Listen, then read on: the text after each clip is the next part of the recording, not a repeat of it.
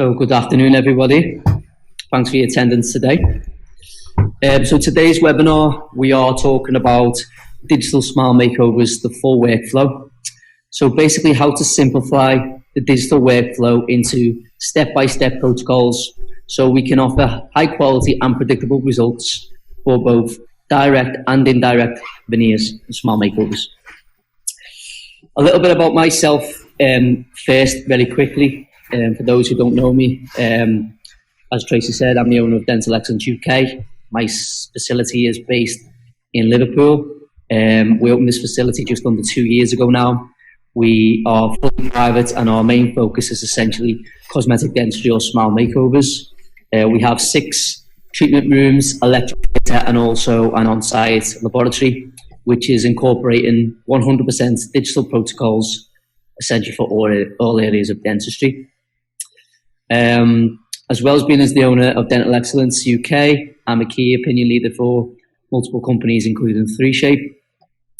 Within the facility, we also have our training academy, where we train dentists, nurses, therapists, and we also have the home of Avant-Garde Dentistry, which is Modern Dental Concepts Training and Support Program, which I'll touch on again in a second.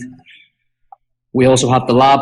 Not only do we provide all of our in-house digital workflow, we also provide lab work for other external clinicians as well, who take on our workflow through Avant-Garde and are also fully digital. And my job day in, day out, as well as running my business, is just providing smile makeovers for my clients. Avant-Garde Concept is not just a training company, it's focused heavily on digital workflows and the idea of making our workflows as simple and as predictable as possible to offer a new standard in dentistry, which brings a certain level of improved quality but scalability. We deliver our training through live events, over-the-shoulder training, and also online. We have the lab support, so anyone who has entered our courses and wants to embark on the smile makeover journey and utilize our workflows, we fully support that. We also have one-to-one consultant company where we will do business consulting and practice building, practice design and development of personal brands. And we have a support solution where we offer marketing solutions and live in the chair converted patients. It's quite an exciting and new concept, Avant-Garde, which I'm really excited to be pushing forward into the industry over the next few years. So more about today.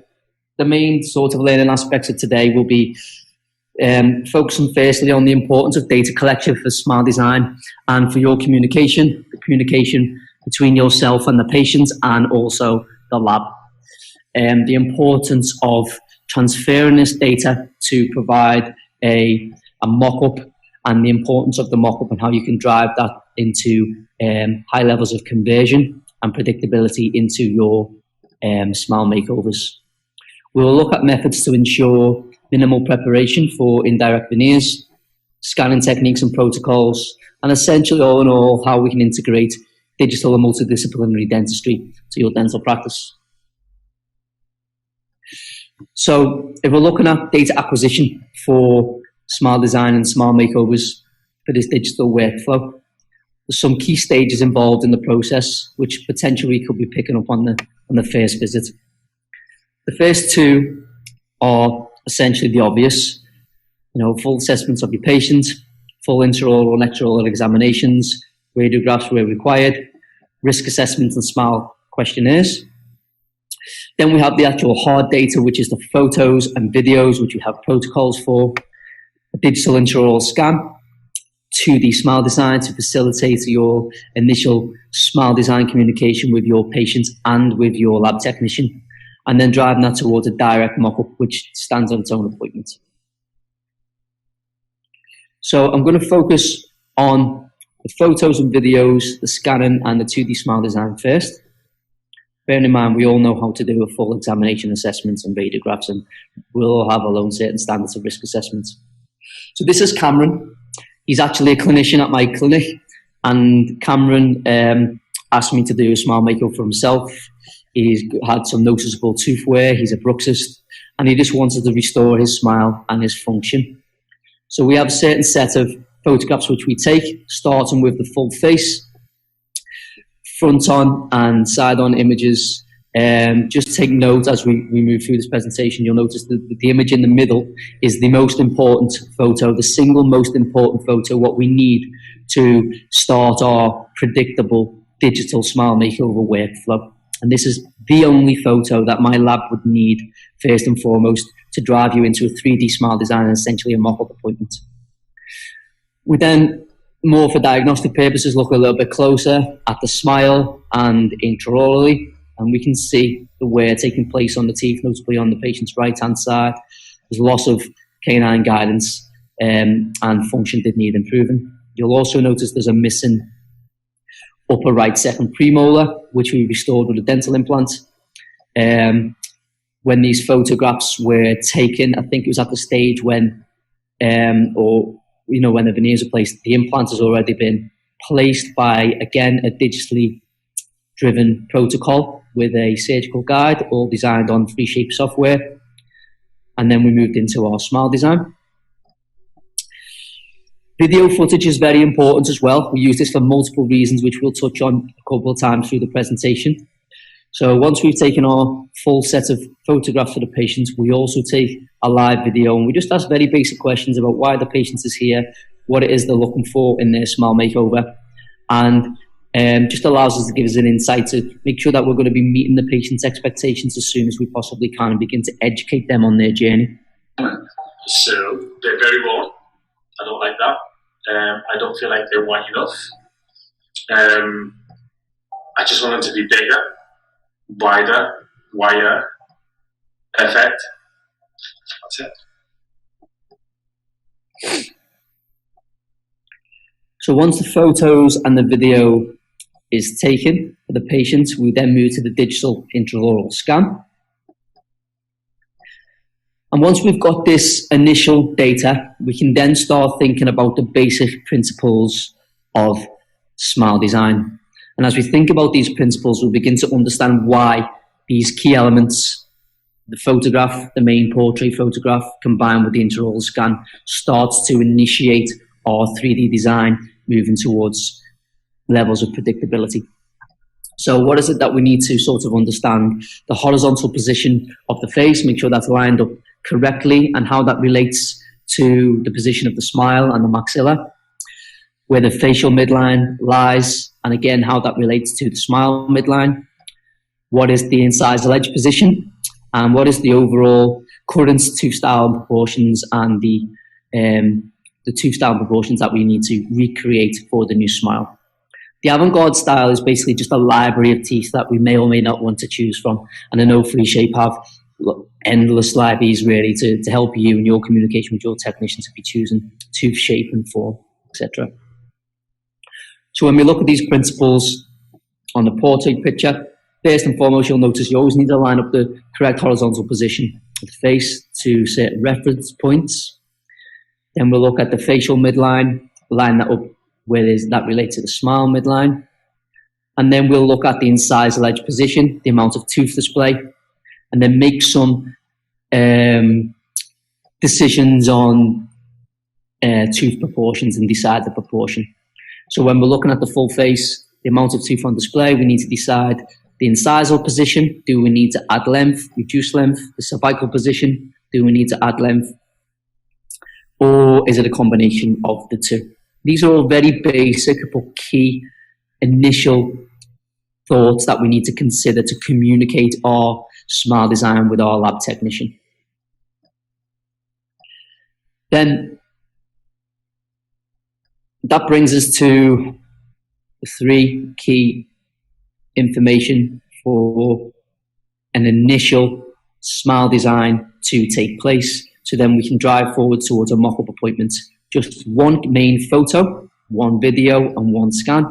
And I'll show you why these are the main three parts of information and data that our lab technician needs to move forwards with your design. So we have a photo and a video. Purpose of the photo. Okay, so we can look at the horizontal alignments, we can look at the midline, we can see how much gingiva is displayed, we can make a reference of the maxilla in relation to the full face. Is there any cants in the smile? Is there not? How much tooth display do we want? how much tooth wear is there, etc., etc. And the main purpose of this photo in relation to the smile design is essentially to convert a two-dimensional photograph and the key reference points on that photograph to a three-dimensional smile design. And the only way we do that is by integrating the digital intraoral scan into this 2D full-face photo. And that allows us multiple reference points to relate to when designing the smile on the software to continue to refer back to the full face to make sure that we're always taking the full face and reference points into consideration. So this is what happens on the software. We take our photo. One key thing to consider about this photo, it's very important that the incisal edge position of the upper teeth can be seen, and there's a gap between that and the bottom. And that allows us on the software to highlight where we need to on the teeth and on the edge of the teeth, and also on the intraoral scan, so they can quickly be superimposed accurately on the software. If there's a crossover there, sometimes it's harder to pick up, and we don't want to be introducing any inaccuracies on that superimposition. So full face, full scan, and that's what happens when we line them up. So essentially what we've created there is like a virtual face bow. We've lined up the horizontal, we've lined up the midline, and the 3D position of that maxilla is now incorporated into the face. And this is the most important thing which can drive our smile design. So although we're doing a smile design essentially on a model, we're always making reference back to the full face. So it's a facially driven smile design, and it's so, so important. But it's also very simple, because we only need two things to be able to do that: the right photograph and a good scan. Then we look at the purpose of the video. Multiple reasons why I like to take video. It allows us, the lab technician, to understand the patient, his or her personality, the dynamics of the lip, the overall exposure of the teeth with different sorts of expressions, the behavior of the patient. These can all have factors on certain things that we choose with our smile design. For me as a clinician, it allows me to have a live record of the questions we're asking the patients, the reasons why they're in our clinic, what their expectations of treatment are, and obviously we can assess their psychological profile. Are we ever going to meet their expectations? Are they ready for a smile makeover? And essentially, you know, it also covers ourselves a little bit legally, that we've got documented evidence of a lot of these questions. Just a basic example of a video. Could you tell me your full name, please?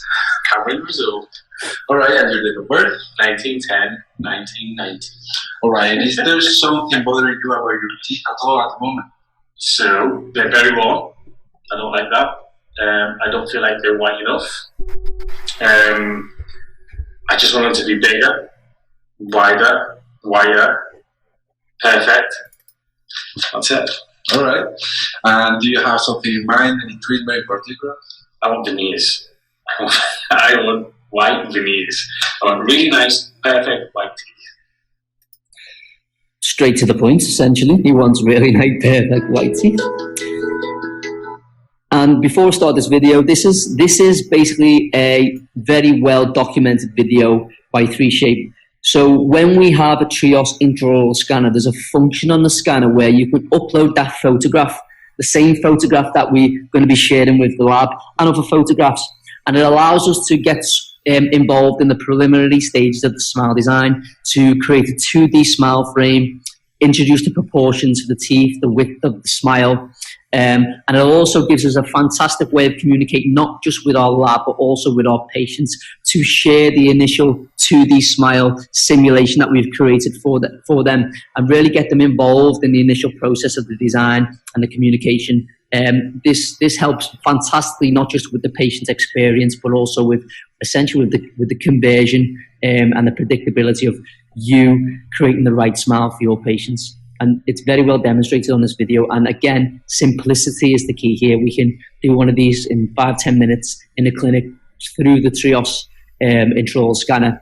And it's a game changer, really. And more patients are expecting this sort of service now when we're talking about smile makeovers.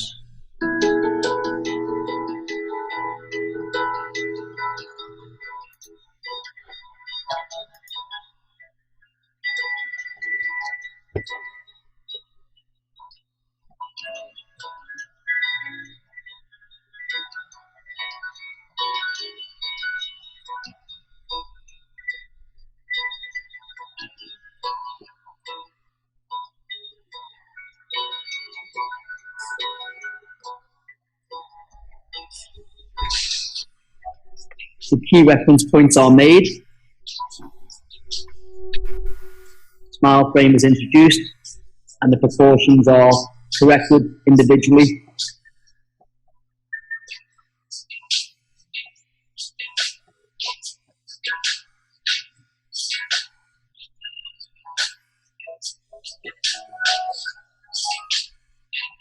And you can introduce some colour to the smile.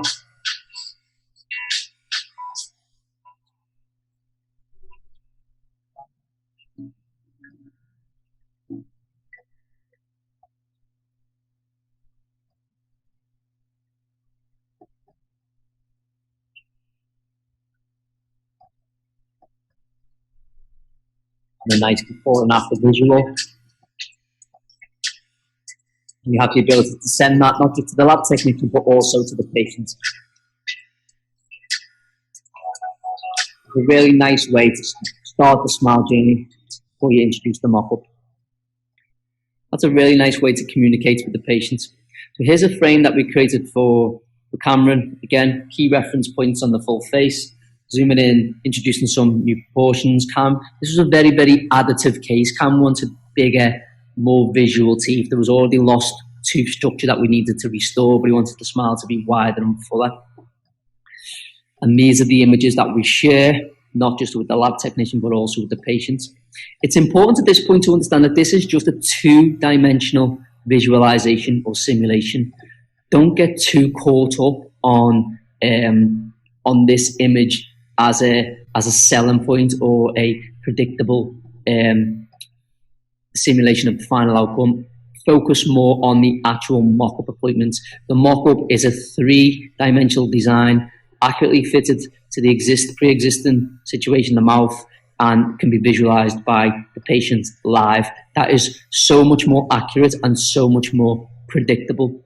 However, when you think about two-dimensional simulations, this is also so powerful to get the ball rolling, to communicate with the lab, to give them the sort of final outcome that you're trying to create. So the lab has an initial idea before they even start doing the three-dimensional design. The patient has an initial idea to make sure that you're all on the same sort of pathway and thinking in the same way. So it's very, very good for that point. But don't promise any treatment based on these images. Promise your treatment based on the power of the mock-up. And as we move into the mock-up and the workflow, that's what can be so, so predictable and really quality control your work and offer confidence for yourself and for the patient's outcomes.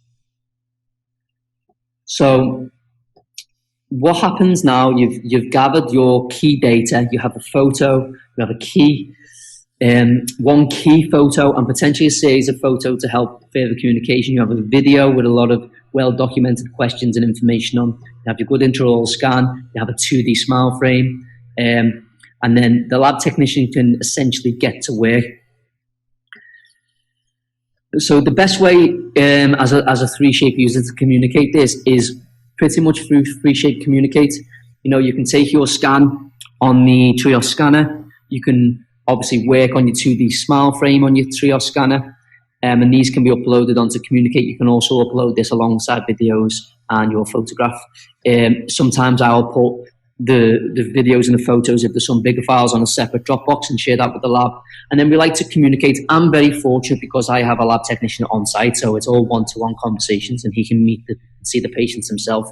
But again, within the digital era, you know, 3Shape Communicate, Dropbox, WhatsApp is a fantastic way to communicate. As long as you're following all GDPR guidelines, you know, voice notes, text with the back and forth to the technician. This just allows a lot of speed in what we're doing rather than trying to document things on a lab docket.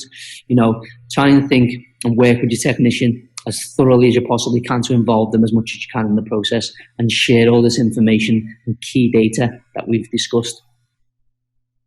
What will happen now with the data processing?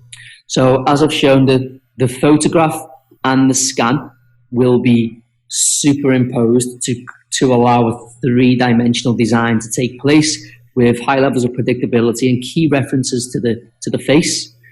Your 2D smile frames will be looked at and considered and also integrated and overlapped with the information. So then that will drive the lab technician to create his three-dimensional smile design.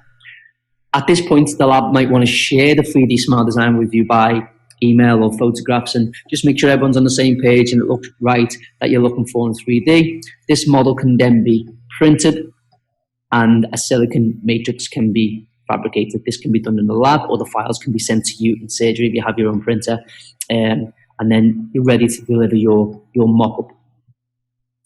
So just a quick video on what happens with a three-dimensional smile design.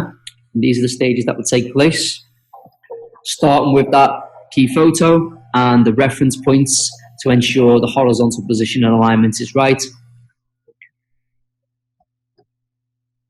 And then we begin to integrate the scan so we can convert to 3D.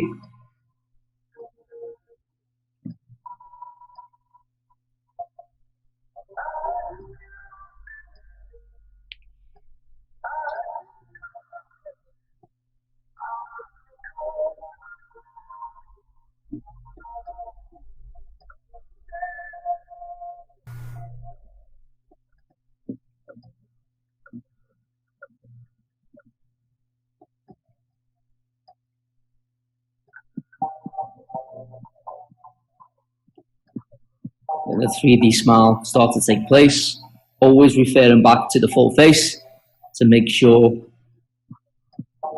checking everything is good, measuring widths and proportions, and then there's a quick overview of the final design, the upper and lowers. That's just a very brief insight to what goes on. And then we're ready to provide the mock-up trial. So what we do on this appointment is the patient will come in on a separate appointment. We usually do maybe some photos and video documentation first, and then the patient will come in a dental chair and we will apply the mock-up through the silicone stent with some Luxatemp. Very easy thing to do. It's an additive mock-up, and then we go back to the photo and video room and we take a new video and more photos. So the idea of the mock-up is you want to present the mock-up to the patient in a form where they can relate to it on a full face video. We don't want to pass them a mirror and get them to look really closely and just look at, a Luxatemp mock-up, even though they're fantastic, even at this level and this stage. But the best way to present, we like to present, is in a video or photo format, so the patient can see the true effect on a full face and the impact that this new smile design is having for them, and ideally that it's ticking all the boxes. So this is how we do that. Play the video side by side, and you can see the impact that the mock-up is having. Bigger, whiter, fuller teeth, improving proportions, restoring worn surfaces. Gives the patient that sort of immediate insight to how their final smile can look. Really start to instill confidence that you've been listening and designing and all the hard work has been going on along the scenes.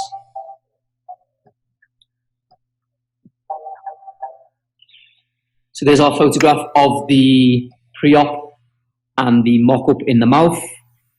This then will be approved between the patient, the dentist, and the lab technician to drive us towards our final approved design. The purpose of the mock-up is to communicate with the patient. If the patient doesn't like something particularly about the mock-up, then that's your opportunity to introduce tweaks, changes, go back to the drawing board. That's the whole purpose of the mock-up. What you don't want to do is sort of have a semi-happy patient and then rush forward to final treatment, because immediately you've lost your predictability and quality control. So the most important points for the mock-up are patient visualization. We use photos and videos again for the visualization, to capture the emotion of the patients and see the true impact that this new smile is going to have on their lives. We use the photos and videos to communicate with our lab, and for the patient to give us detailed critical feedback. This communication is so important. It's three-way communication. If the patient wants to make some tweaks to the mock-up, for example, lengthen the central incisors, shorten central incisors, open up the embrasures, change the shape of the canines. We like to do this chair side where we can, so we can make these little tweaks to the smile with some flowable composite or a disc and make some alterations and get the patient as close to happy as possible, which is very easily done. And then the best way to communicate this is the mock-up will stay in the mouth and we'll take another intraoral scan and then send that over to the lab technician. We can then obviously list the changes we've made, and then we would use that intraoral scan to guide towards our final design, which shouldn't be far off, okay? The idea is to essentially sign off with a mock-up which everybody is happy with to move towards the final treatment. All right. So in Cameron's case, it was a very additive case. He was happy with everything. There was no tweaks or changes, so we went straight ahead. What you can also do in more difficult cases, or even the patients are unsure exactly what they want, and you've got some options, is you can create free mock-ups. The good thing about digital dentistry compared to conventional, if this was done conventionally and you asked a lab technician to do, a hand conventional wax up, and then you asked them to do it 3 times, you probably wouldn't be very happy. With digital, we can create the smile design that we want and then very easily make tweaks and changes, whether it's the proportions, the shapes of the teeth, and make another 2 or 3 designs, print the models, create silicone stents. And then what a fantastic first-hand experience you can offer the patient when they come in and they try in 3 new smiles and they choose which is their most preferred. I think, today's dentistry and the options we have for the patient's experience is phenomenal with things like this. Then what you can also do, if you're making tweaks and changes to a mock-up and you find out a lot of these changes are a little bit more major for you to be confident enough to move direct to final design, and you want to get a little bit more confidence from the patient, then you would utilize this for further communication, create another mock-up and just schedule a second mock-up appointment. It's much more beneficial and important to focus on getting the mock-up right, and as close to perfect what that patient wants to look and feel, than to redo any dentistry later down the line, which is irreversible. So spend your time to focus on the mock-up, communicate with the lab and the patients, and get things as well as you possibly can. So you get to the point where you've approved the mock-up design and you're ready to go into treatment workflow options. So what are our options after providing a successful mock-up? Essentially, we have 3 at this point for the Smile Makeover. We can copy the mock-up direct through a non-invasive additive technique with direct composite veneers. This is what we call the injection mold technique. We teach a full 2-day course on this technique with a live patient session on our Avant-Garde Dentistry program. And I'm going to do a case example for this. The other option, again, in a really additive case, is a non-preparation indirect veneer technique. So again, mock-up and essentially final design has been approved. You can then ask the lab to mill non-preparation veneers and arrange a cementation appointment. I tend to prefer with my indirect veneers is to do some degree of preparation 99% of the time, whether it's just creating a nice fine margin, rounding off some rough edges, improving space, path of insertion, etc. So if we're going to do some preparation, that's fine, but the key part of the preparation process is to ensure that this is a controlled process and everything is guided to ensure the preparation is as minimal as possible. And that's probably the most important thing. So we're going to run through the protocols and the ways that we can ensure this minimal preparation process, and how we can use all the great aspects of the FreeShape software to ensure that this process is predictable as well as minimal, and allow us to replicate again our provisionals to our final restorations in an indirect process. So quick introduction to option 1, which is the injection mold technique. Data collection first and foremost. So we have photographs. Key photograph for Smile Design is the one in the middle. Close up. So this patient basically didn't like the color of the teeth, didn't like the shapes of the teeth, quite large embrasures between centrals, laterals and canines. She wanted to square those off. And she just wanted, a bit more of a perfect smile. Relatively young, we wanted to do this non-invasively, so we chose direct composite veneers, but we also needed to ensure a predictable outcome. If we was going to jump in and just do this freehand, which sometimes you can do, it's fine, it's much harder to predict that you are going to meet the patient's expectations, because they're not going to be able to provide a mock-up for them to see, trial, test, and approve, and then replicate. The only way you can do that is through this method. So 3D smile design, mock-up, approval, final execution of treatment through the injection mold technique with direct composite veneers. Some intro images. Right, this little video. It is literally, I'm trying to ask you a few questions, and that is literally it. What is your full name? Leanne McMillan. And what is your date of birth? 14/7/1994. And what brings you to Dental Excellence? Looking for the perfect smile, should I say? I've seen a lot of celebs do it, and it looks amazing, and I thought it's something I've always wanted to do, so why not try it? Lovely. And what is it you don't like about your smile? The gaps, it just doesn't look very attractive. But yeah, just in general, the colouring, and the biggest thing is the gaps. So, okay, so we basically want a brighter smile. Yeah. And what made you choose that Maxim? I actually follow someone called Rachel Leary, she's a makeup artist. And when I heard that she'd been here, I thought, yeah. And did you see her smile? It was lovely, wasn't it? Yes, it was beautiful. So, okay. Definitely sold it to me. You know? Yeah. Oh, good. Perfect. So this video was shared with our lab technician, and the patient states clearly what she wants to achieve. As I said, she doesn't like the shape, teeth, the gaps. She even names a patient that she's seen on social media who came to our clinic, who had a similar treatment. So immediately we know where she wants to be at the end. The lab technician can even draw up the smile design of this patient that she's mentioned and use aspects of that smile design. Sometimes we can even do what we call copy and paste dentistry, where we can copy a different smile design and integrate that into this patient's mouth and just alter the proportions to meet her smile. So we've got a lot of information in that video, and it's very easy to share that with our technicians to communicate well. So what happens in the lab, as we've already explained, full photograph, key reference points, integration of the intraoral scan, three-dimensional smile design, allow us to drive a predictable workflow through the mock-up and get that approved. You can see recreating guidance on the canines, checking that on the digital articulator, checking proportions, and we have a design. So this is how the injection mold workflow works. Again, this is very, very basic, simple approach. Can't go through everything in detail, but it's quite a very easy thing to understand. If you go across the top, we have a pre-op model and a pre-op photo. Then we have our final design, which is upper 4 to 4, 8 teeth. And then the mock-up photographs in the top right. Patient loved the mock-up. She was really happy with it. She wanted to go ahead. So that's what we call the approved design. What the lab technician then does with the design software is we have the approved design, we have a 3D printed model of the approved design, and we also have a clear silicon stent for the injection mold process for this. What he'll also do on the design process is he'll then remove every other tooth on the design. It's what we call the isolation design. Print this model and create another stent.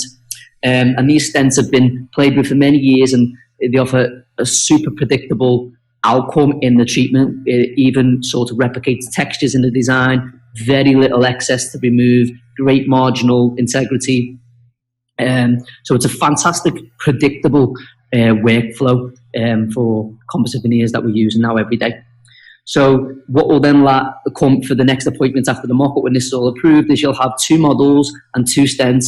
You'll isolate every other tooth, inject the first 4 composite veneers, remove any little bits of excess, isolate the 4 teeth that you've just done, and inject the next 4. It's a very quick, streamlined process offering super high levels of quality and predictability. I don't see any other way that you can provide composite veneers in such a predictable way to match the initial mock-up. And what that negates is any confusion between patient, dentist, of what the final outcome is going to be, because it's already been previewed. It's almost like a try before you buy process. And that's the sort of predictability that we need in today's cosmetic dentistry to protect us all, really. So some images, we have our before image, our mock-up image, and our final. And I think immediately you can start to see the predictability there between the mock-up and the final and the quality of the end result. So another image to show the same. And of course, before mock-up and after videos. These videos are so powerful. So we've already created before a mock-up video for our patients on that appointment. So it's always nice to do an after video and share this, not just with the patient, but the patient will go away and share this with family and friends. We can get permission to use it on our social medias. And these videos are so powerful when you see the impact of the smile on the full face. And it's very, very rewarding dentistry.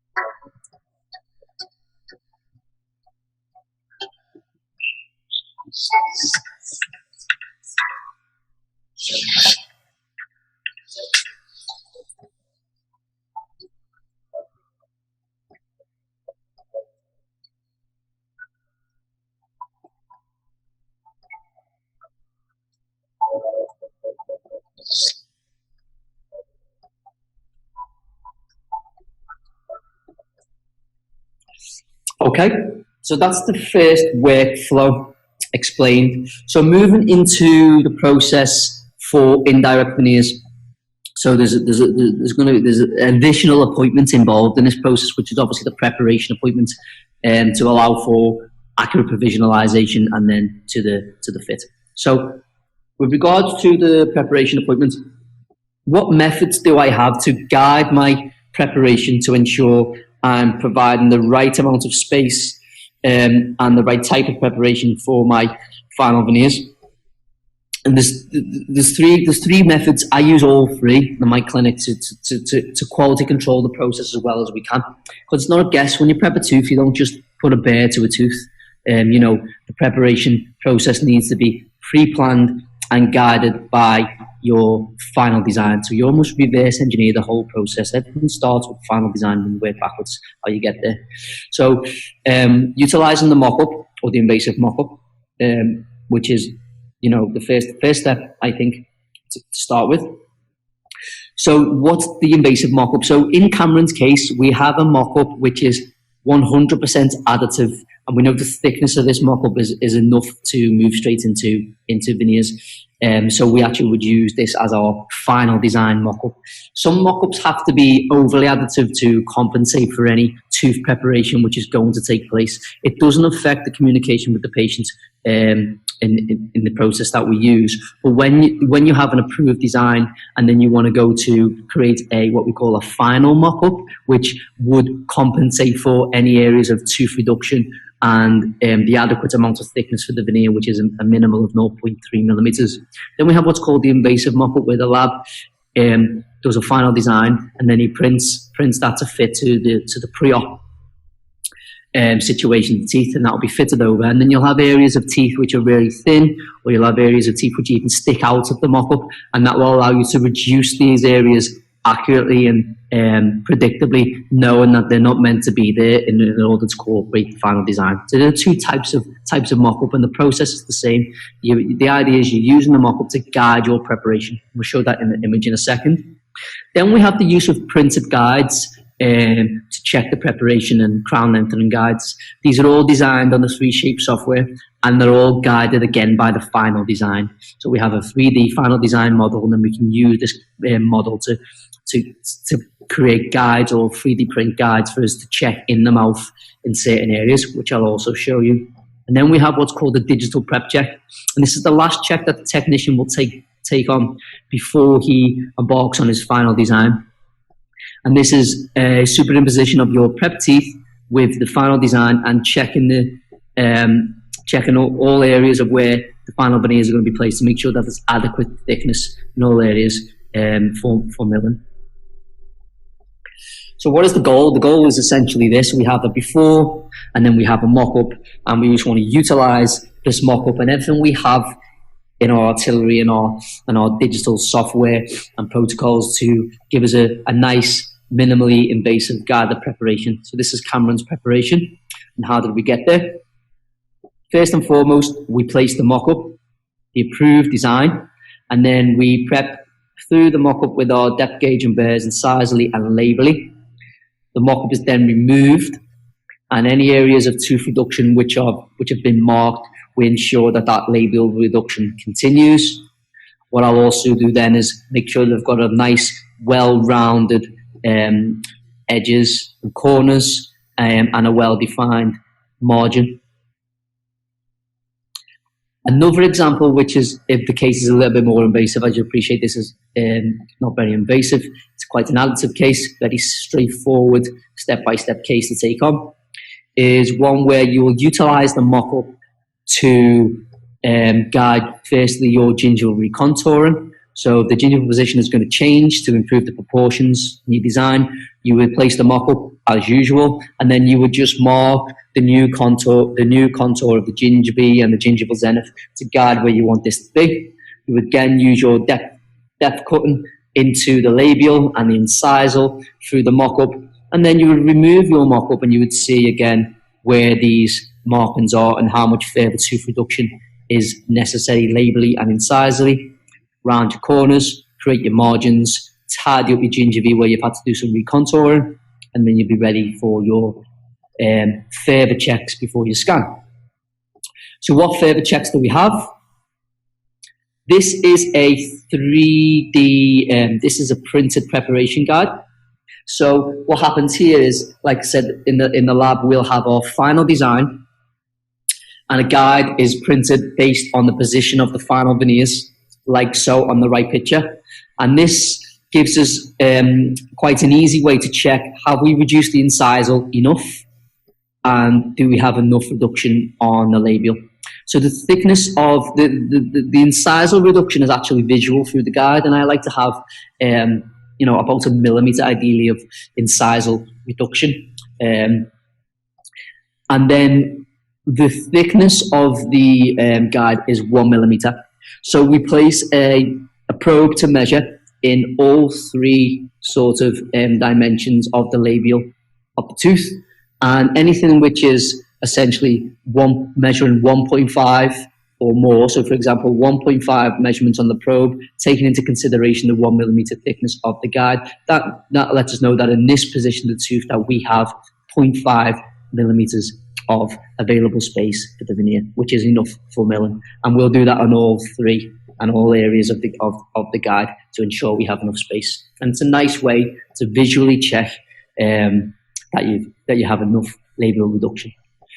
One of the biggest problems with veneer preparation is the predictability of the outcome. And if you don't prep to fit your final design, then your final veneers may not match what you have showed your patients and signed off in the provisionals. If you don't have that element of predictability, then you can lose quality anywhere along the way. And that's where all the stress comes in. Predictability is everything, and predictability actually comes with simplicity. The more simple steps we can have towards predictable, high quality end results, the better. This is our crown lengthening guide. So again, final design is brought up in 3D on the software, and the new gingival position is decided and marked. And then we have a 2 millimeter space on the guide, and then basically the outline of the guide. And what this guide is for is to place, and you can, through the window, easily recontour the gingiva on the guide. And if there's any surgical crown lengthening to take place, you can also use this guide, and you know that 2 millimeters above where the guide finishes, or where the guide finishes, that's where the bone reduction should ideally be. We do a lot of flapless surgery with piezo tips, but again, this could be an appointment before the prep appointment where you would place the guide, you would recontour the gingiva. If there's any surgery to take place, you would do that flapless or raising a flap, and use the guide to help and assist and remove the bone and allow an adequate healing period before you move to the preparation. So again, you're not just guessing, you're not just raising a flap. Everything is as guided as well as it possibly can be. What our lab technician can also do with this is he can superimpose CBCT scans into the final design and check where where bone is or isn't, and give us some information, or we can look at this design and process ourselves and find the right elements of information of where we may or may not need to remove bone to ensure we're not going to be encroaching on any biological width. Another type of prep guide design is this one, to check our labial reduction again. So again, this guide is designed on our final design. It's printed and designed to fit on the preoperative sort of situation. You put that in the mouth after your preps, and you can scope all the way along, and you can check the contour where the final veneer will be, and you make sure that you've got enough space labially. So there's lots of available guides, all designed digitally through the software to help with your preparation, so it's as minimally invasive as possible and as predictable as possible to ensure that the final veneer design is made to fit to your preparations, or your preparations are done in such a way to aid the final veneer design and milling. Make the lab technicians essentially job as easy as possible. So you have your preps, you are happy with your preps, and you're ready to start scanning. I'm just going to touch on some scanning techniques that some of you may not be aware of. There's the very conventional, what we call the pre-preparation scan, which is great for single units and a couple of units. And this is basically just, you take a pre-preparation scan of the existing pre-op situation before you do any scanning. The software will automatically cut back the teeth that you select, and then you would, once you're prepped, you will scan that area again, and everything is quite well automated by the software. The teeth are selected, and the lab technician will receive a pre-op scan and a preparation scan to work with. For me, this isn't the best option for full arch smile design, and we'll explain why. Moving forward, we have the same sort of technique, the pre-preparation technique, but the initial scan that we take is a scan of the mock-up. So in Cameron's case, for example, which I'll use on these next slides, it's a very additive case. So because it's an additive case and we know there's not going to be a lot of invasion from the pre-op situation, we would scan the mock-up as our, essentially to replicate our final design. And then when the prep is done, we cut back. Again, the software will automatically do it through the pre-preparation technique. Cut back that, and then the second scan is that of the prepared teeth. And this is fine for very additive cases. The best way to do smile design on full arches is what we call the double scan technique. So we're working on a copy of the original scan. The very first scan that we took, we sent to the lab. That's the scan that the lab integrated into the full face, did the initial design on, worked on final designs, invasive mock-ups, etc. We open that scan in the Triage software and we copy it, and then we manually cut back away the teeth that we're going to prepare. And then once we've done the preparation, we scan this. This gives us the maximum amount of flexibility within the scan. So let's just say, for example, we've prepped, we've scanned, we do a prep check, and he says, oh, we need to reduce some more tooth. So then we go back, we cut it again, and we just rescan that area of tooth once we've adjusted it. Go back to the lab. It also gives us flexibility in if there's any alterations to the bite that we need to double check. And the most important reason why we do this double scan technique is it's the same scan every time what the technician is working on. So when we're getting to our final veneer design, the lab technician will be superimposing potentially multiple scans. He'll have, a pre-op scan or a preparation scan, and then he'll overlay a scan of the final design. He'll overlay a scan of the mock-up sometimes. So because there's a lot of overlaying of scans, there's less room for error if those scans are essentially from the same scan, which are just copied, cut back, and rescanned. So when we take certain reference points, they've all been taken from the same scan on the same dimensions and can be superimposed super accurately. Essentially, all three ways can work, but from a lab technician's point of view, double scan technique is definitely the most predictable and easy way to work, and the best chance of replicating your final design or your provisionals to a super highly predictable level. Hope that makes sense. So this is our scan for Cameron. So we placed the mock-up, we used that as our pre-prep, and then we cut that back and we scanned the preparation. There's the preps, the retraction cord, teeth are highlighted, and then on the highlighted teeth. We can make some annotations. If we want to communicate with the lab, we can take a stump shade of the teeth. We can define the margin ourselves. There's a lot of stuff we can do to aid our communication. That's essentially how we did Cameron's teeth. The scan, pre-op, and prep. They're the two scans that went to technician. Sorry, wax up and prep.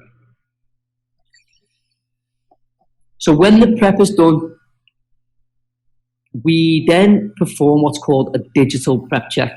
And again, this is much easier for me because I have the lab on site.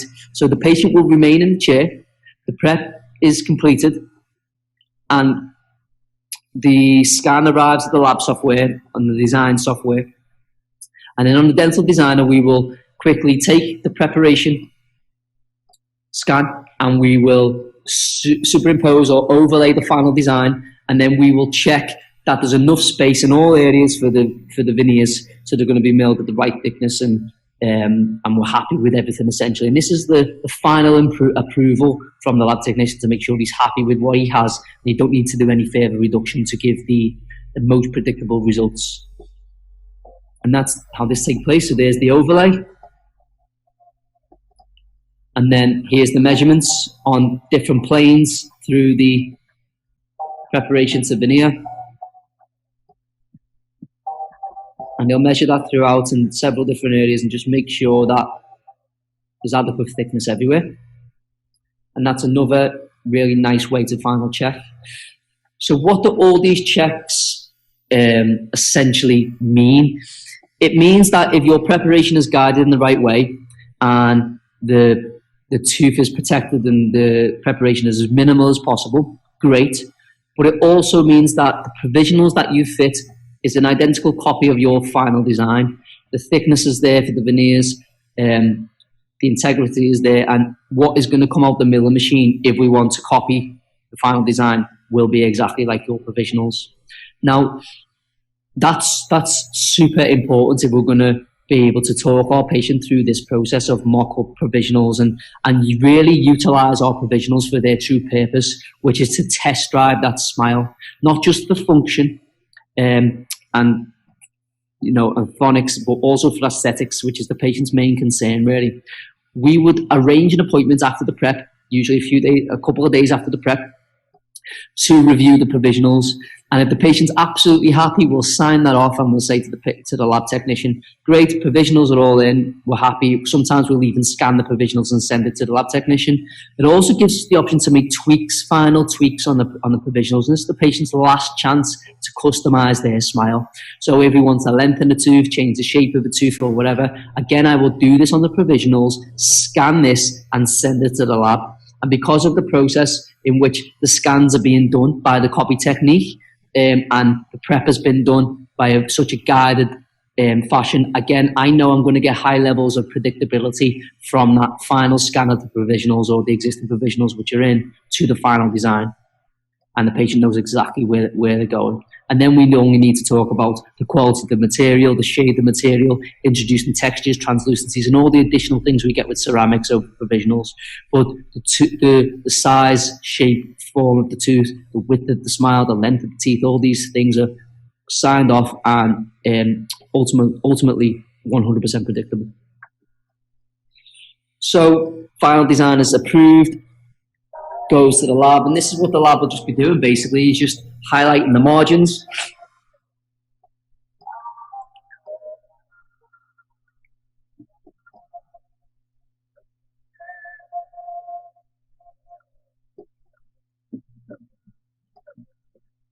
Introducing a spacer for the cement for the veneers, and then there's our final design, and this is where the overlay takes place of the final design with the prepared teeth. And then he will check accuracy, adaptation to the margins, make sure we've got super high levels of replication.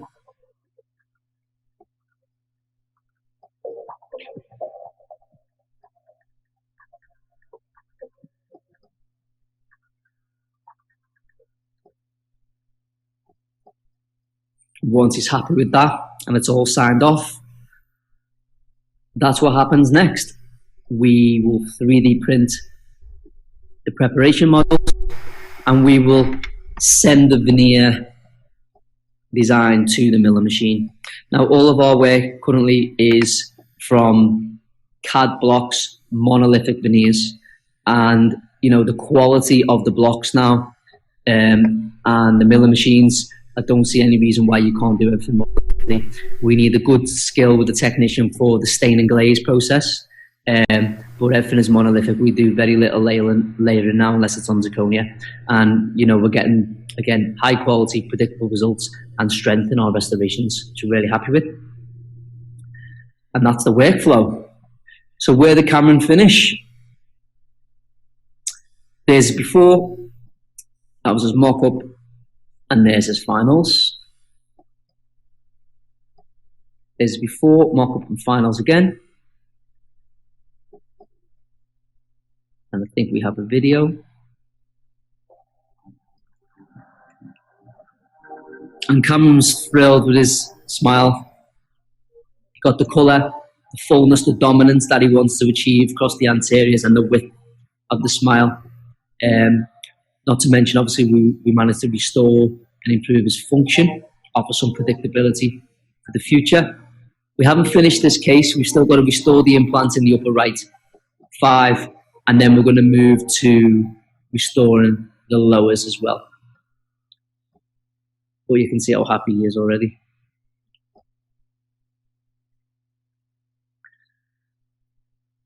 And some cheesy photos of Cam's smile. He'll love me for that.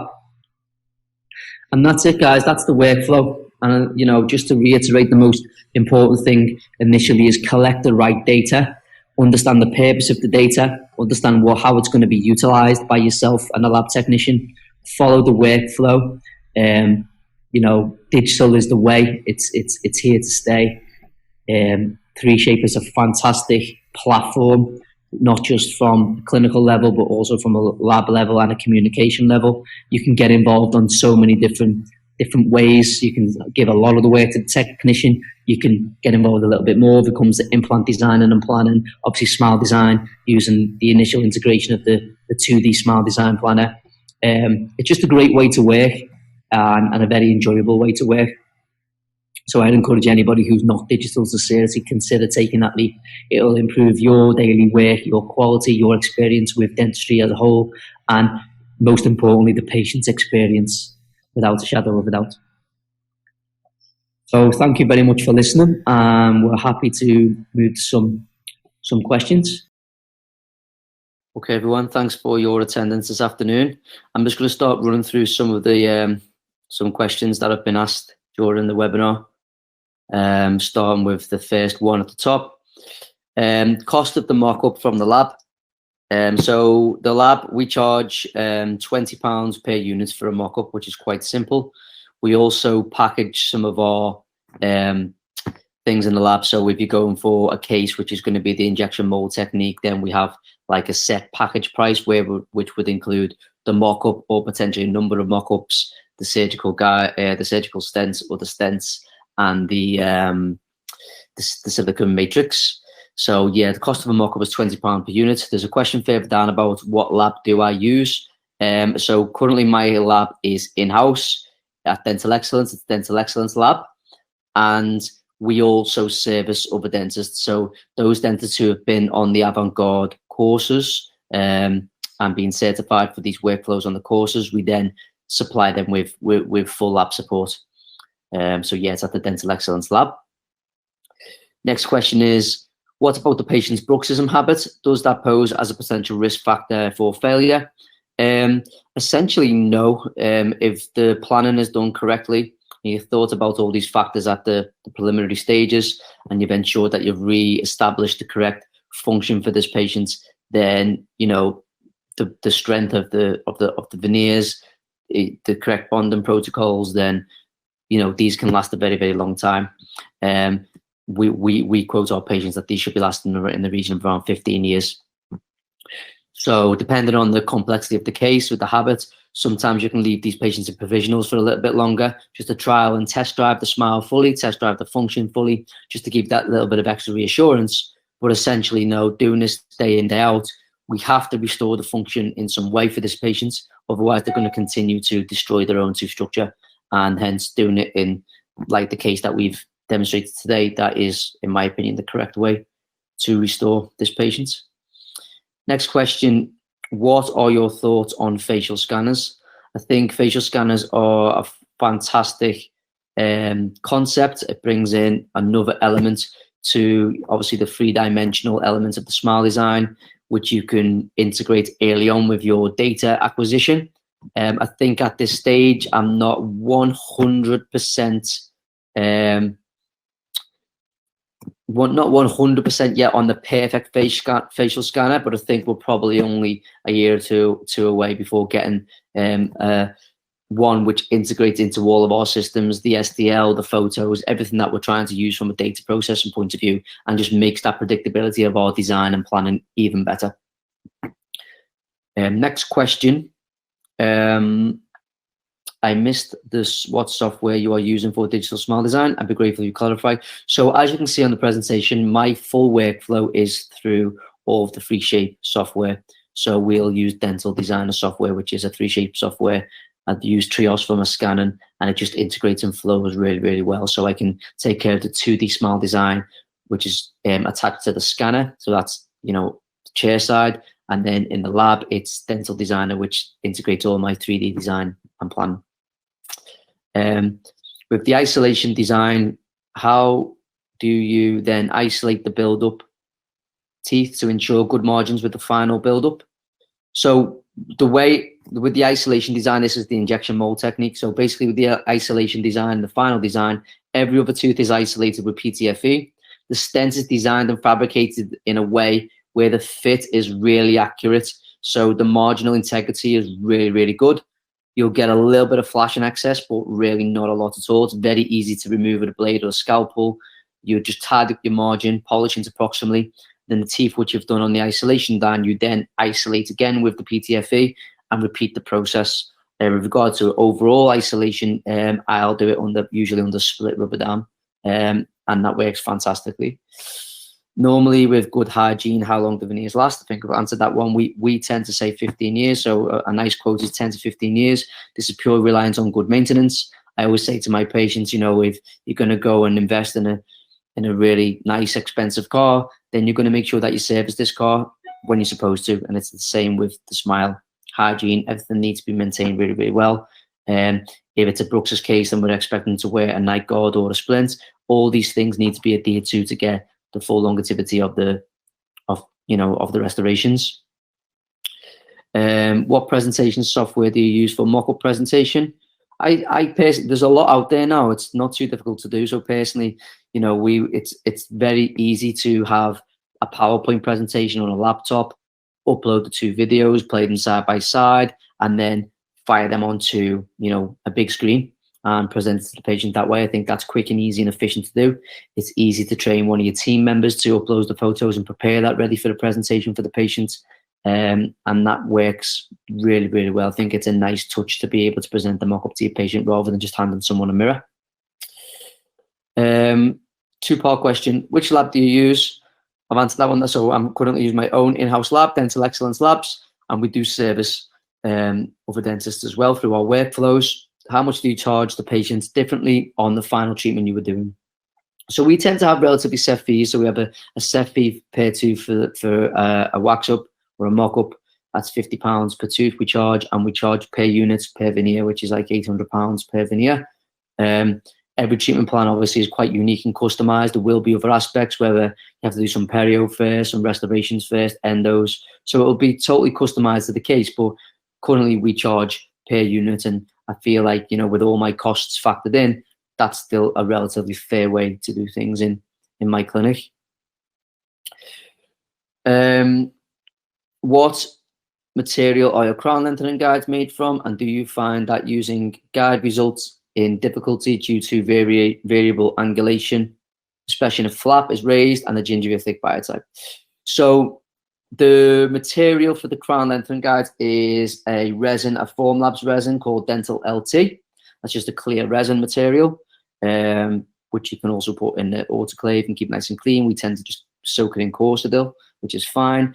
So with regard to the guide is very accurate when you place and you're going to use it to remove the gingiva.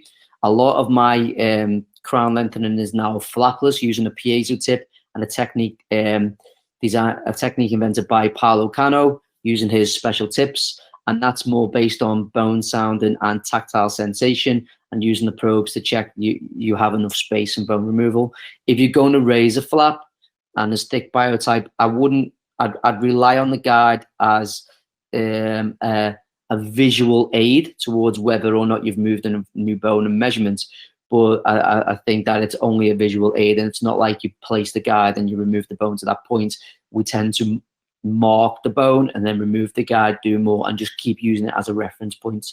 But as I say now, the technique we teach in our courses is the flapless technique, using the Paolo Cano technique with the piezo tips, and that works exceptionally well, and the healing is just so much easier and quicker.